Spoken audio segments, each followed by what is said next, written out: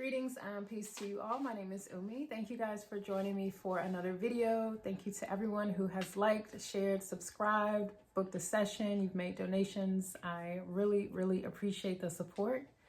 So today we're going to talk about the water element. I'm just going to build with you guys today. I have some notes here, and I did a video a while ago on water dominant signs.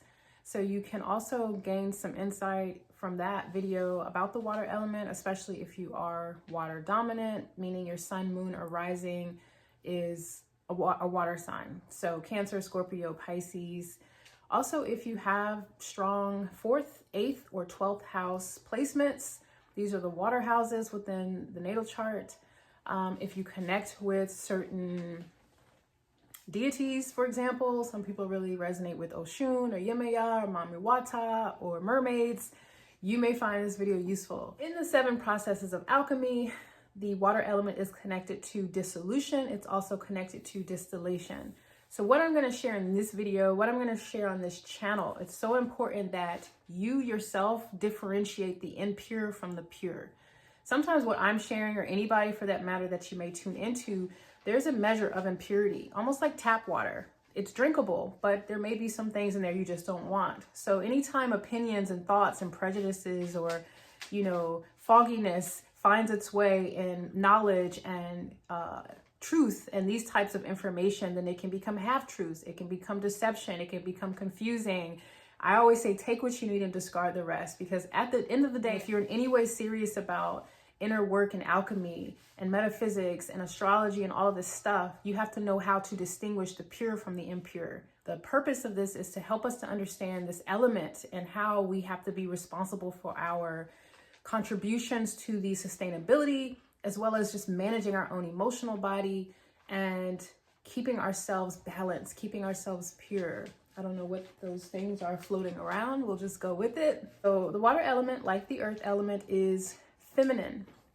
Do not confuse the water element as just sensitivity and, something that you're like.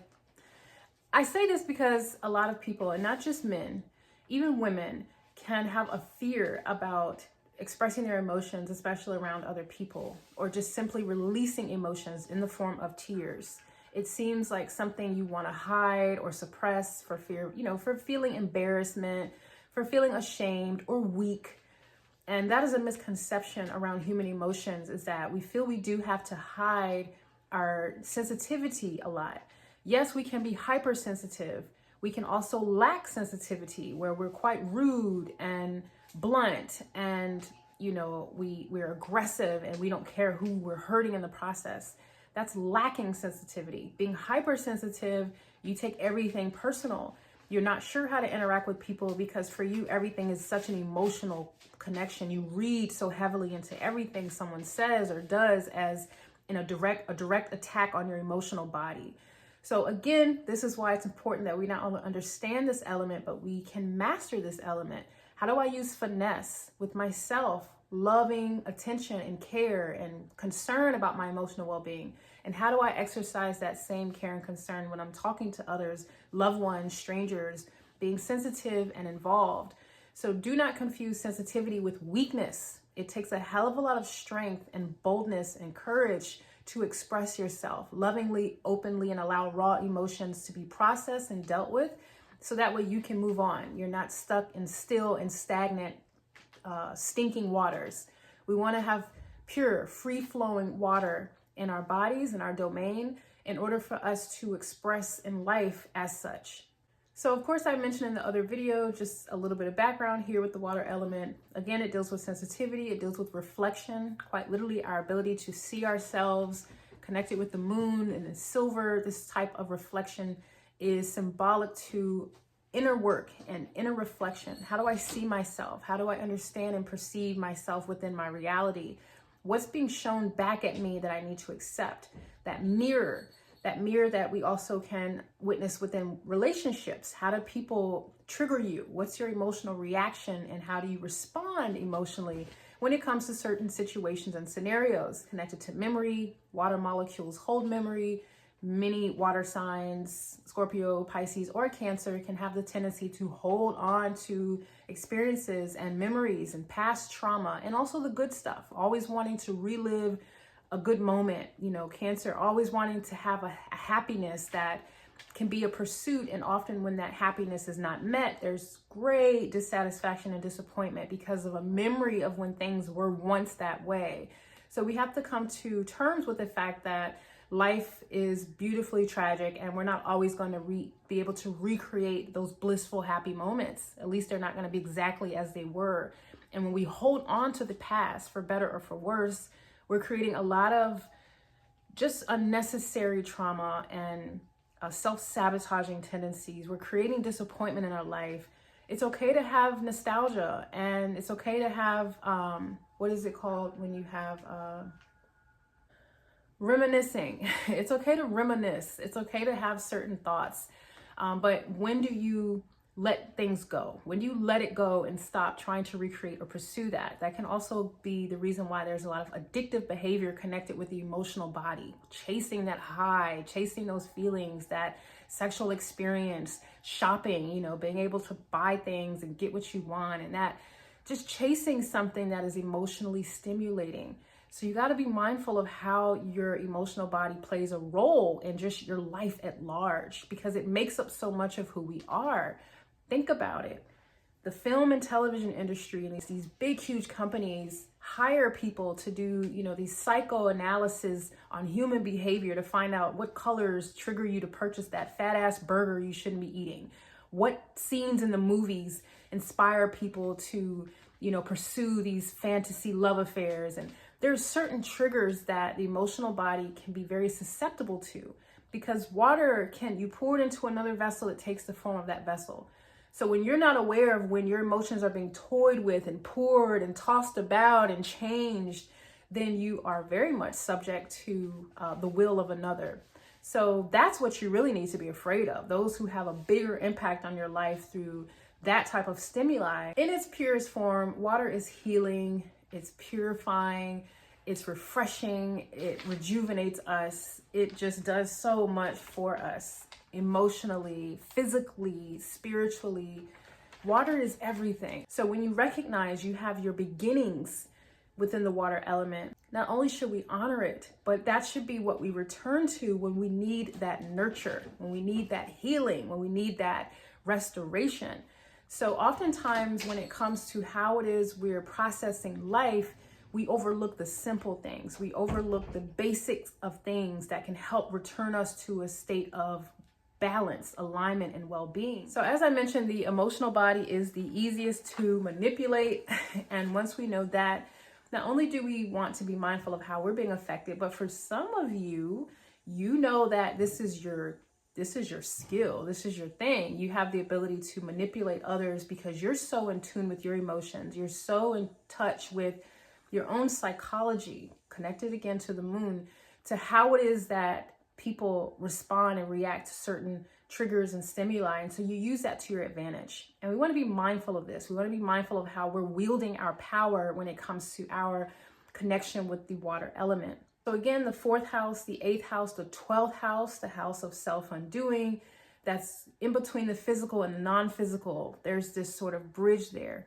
And the 12th house is associated with Neptune. Neptune, of course, can be quite deceptive and deal with disillusionment and confusion and, you know, not being able to see clearly, being very much caught in the waves of emotions when it comes to Neptune. But it's also highly spiritual. Those with heavy placements here, these are your psychics and your mediums and your seers. These are people who are highly intuitive and empathic, but also people who can be easily swept up in self-deception, drugs and narcotics and escapism, and especially alcoholism.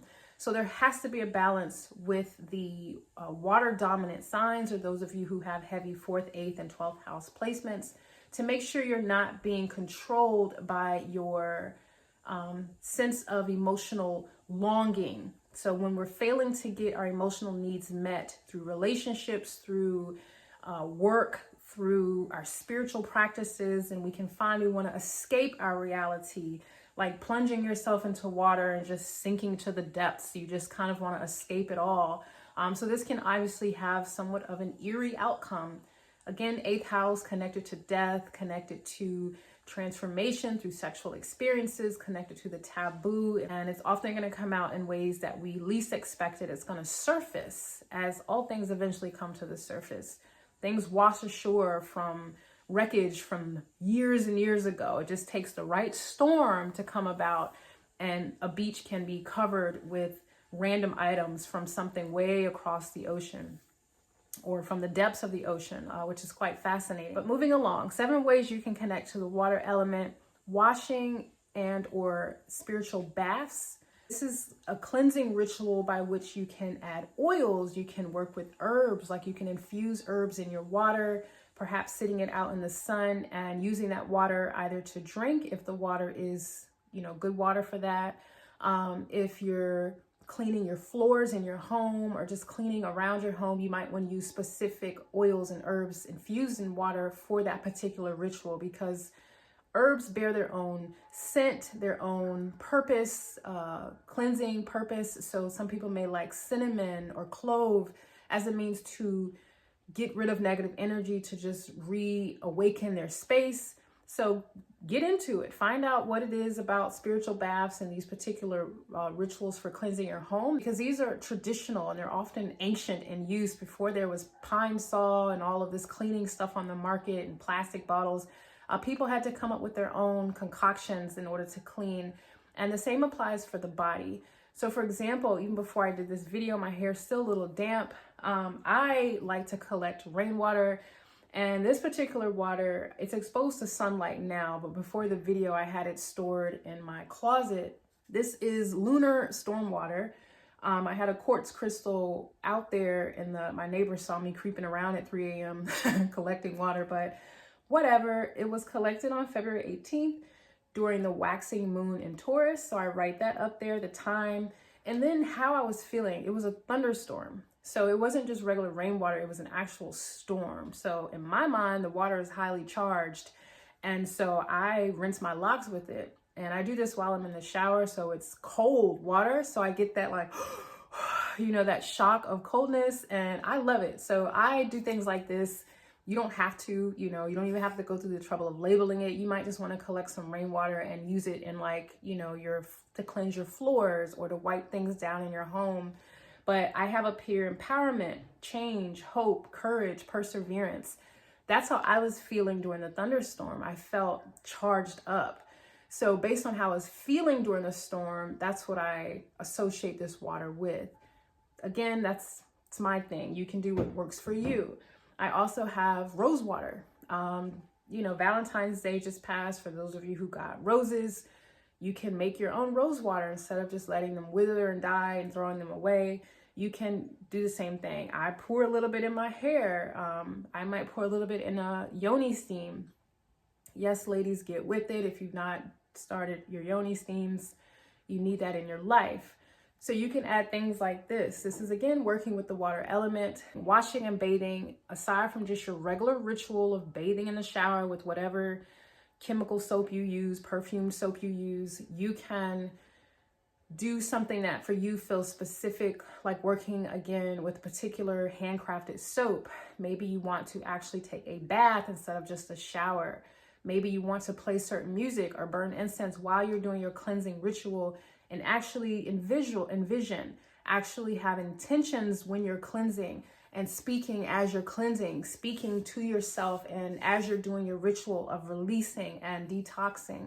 Number 2, lakes, rivers, and ponds are excellent for reflection. Some people may like to go by a river, a pond, some quiet lake, and sit and write or play a guitar or just be still. Take your pet with you and reflect. Reflect on your day, reflect on your intentions, reflect on your relationship, your health, reflect on your relationship with the Most High. You can use that opportunity and time spent around water as a means to just reflect on what's happening within you. Number 3, sound therapy.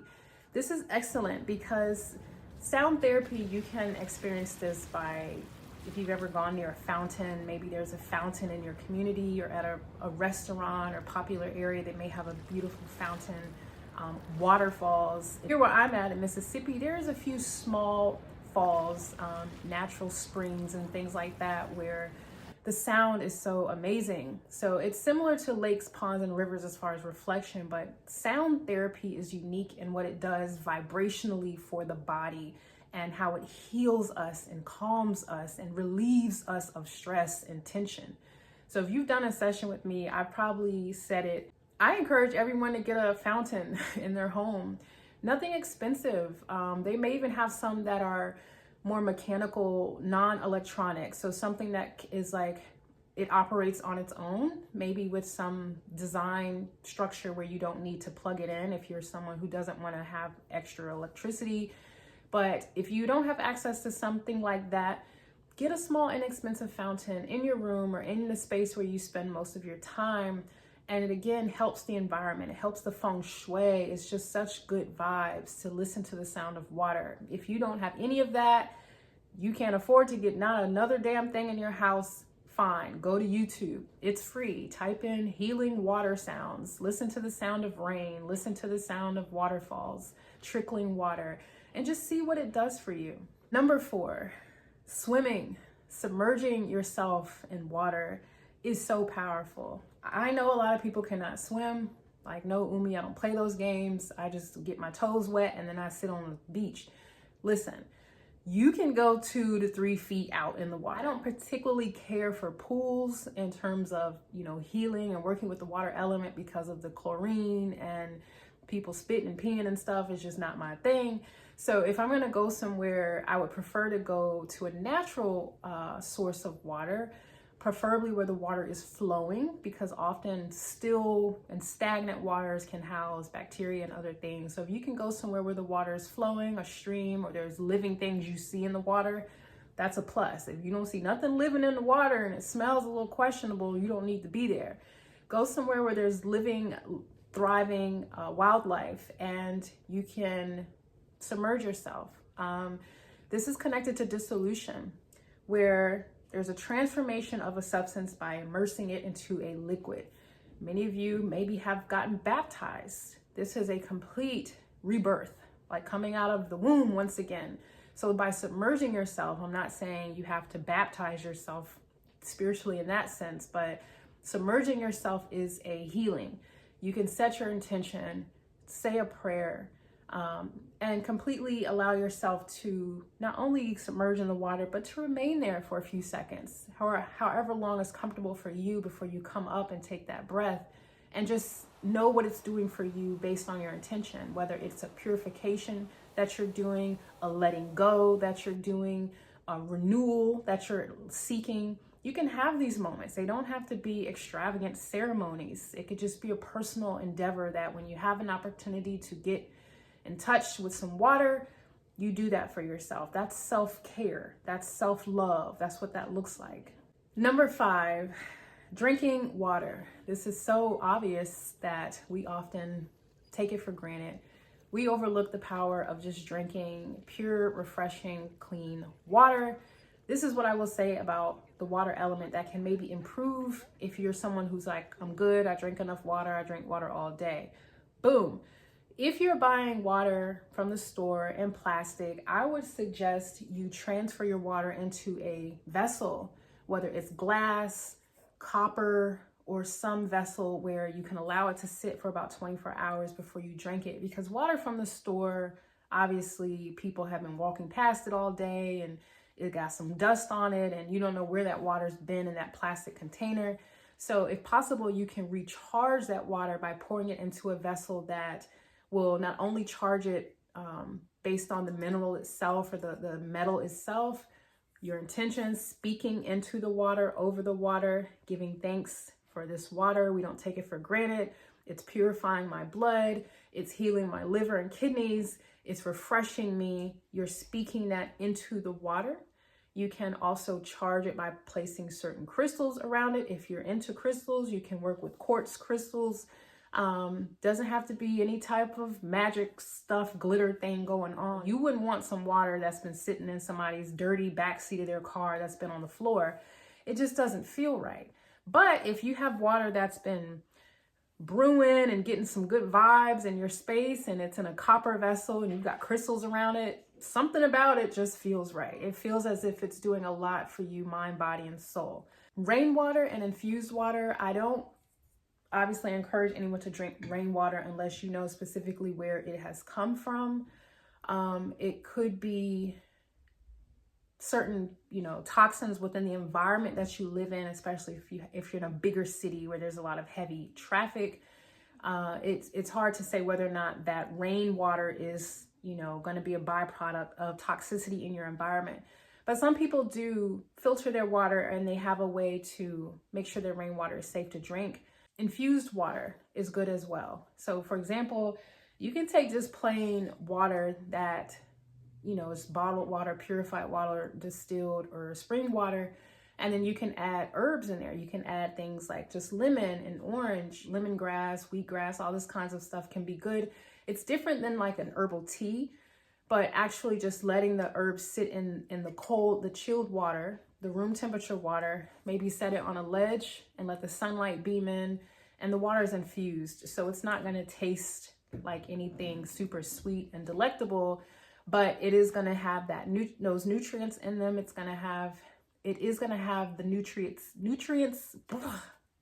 It is going to have the nutrients in it. Number 6, detox, sweat, tears, and blood. This is very important. We are in these fleshly bodies. We do pick up debris and bacteria and, just a lot of junk from our diet and our lifestyle, even the content that we're watching. All of this stuff we do absorb. So by detoxing and fasting, you are ridding the body of those impurities.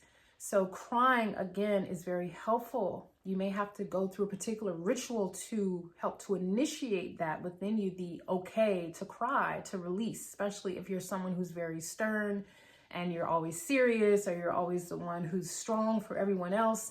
Crying and expressing your sensitivity may feel a bit foreign. So it may be necessary for you to seek out the appropriate facilitator, someone to help you to release those feelings and energies, or even just joy.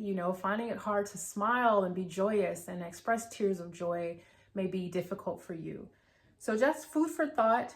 Detoxing through sweating, obviously working out and staying active helps to rid the body of those toxins. Sitting in a sauna, sweat lodges, these things are very healing and nurturing when it comes to restoring the body's vitality. And the blood, of course, the drinking water and eating living foods, raw foods, greens and vegetables, and these things provide us with the water we need. Doing what you need to do to keep the blood purified, drinking certain teas that are infused with things like cayenne and ginger and galangal and wormwood and things like that to cleanse the body of parasites and all that. So I'm not a nutritionist. Do what's healthy and helpful for you. Don't take my word for it. Do your research to see how can I safely detox. Number 7, lastly, is observation. This is key. As the alchemist, we have to observe our emotional body regularly, every day, when we're triggered, when we're feeling emotional, when we're feeling dry and cold and unemotional, detached to the point where we can't relate to anybody. This is I can't talk today. This is worth our observation. We have to pay attention to the emotional body in order to avoid projecting. We have to pay attention to the emotional body to see, where am I stagnant? Where is my emotions getting the best of me? Where is it creating blockages in my life? Where am I sabotaging or being self-sacrificing to the point where I'm just unhappy and miserable? And then your spirituality.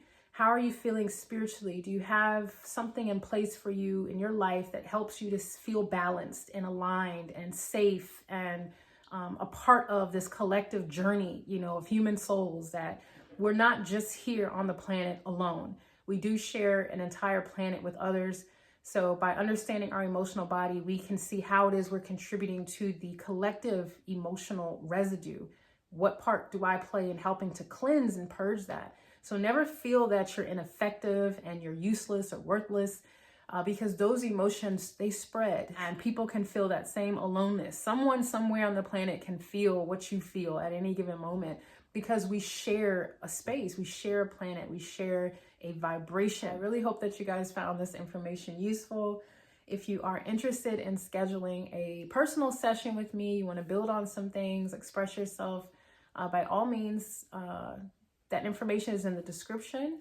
I would love to make myself available to hear what you have going on in your world, and share your thoughts below. How do you manage the water element? What are some of your outlets when it comes to emotional healing? So again, thank you guys for tuning in, and until next time, peace.